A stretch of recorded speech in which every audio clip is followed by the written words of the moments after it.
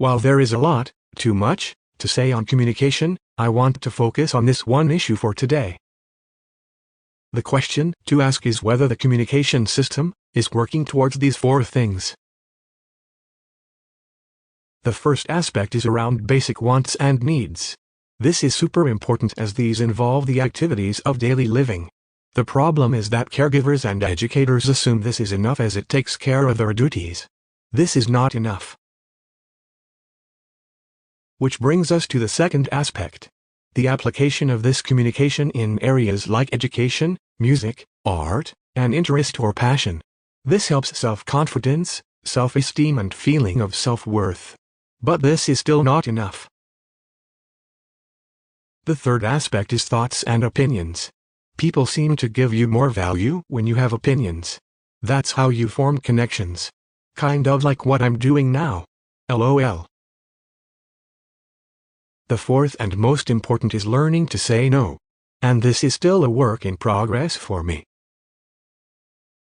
Neurotypical peers get to learn this important skill in a safe space. It's called teen rebellion and it's against their parents, and in the family home. As much as parents hate this phase, it's actually a useful skill they carry into adulthood. With the copious amounts of therapy all our lives, we are ingrained with the idea that we have to obey the other adult in the room. So we don't necessarily develop the confidence to say no to others. Which in a way, is setting us up for financial and sexual exploitation as adults. For example, the case manager once paid a surprise visit to a high supports peer who was in supported living. The manager found the care worker on top of the autistic in bed. How horrible is this? So please pay attention to learning to say no. This should be the #1 priority. I understand everyone needs to make a living. But I am very concerned about autism, seen as a profit-making machine. It seems to be about whose app or method can get the best visibility, be most famous and make the most money.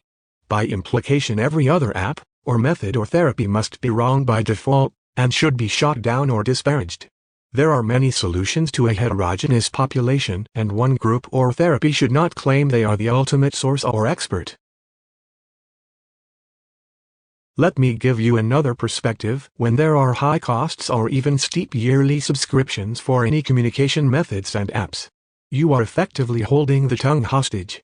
The autistic has to pay up a hefty ransom to get to even communicate.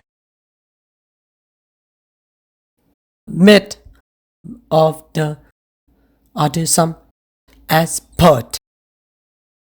Dear disabled peers, no one is an expert on you. No one knows enough about autism or disability to be an expert. Even the experts are still your name.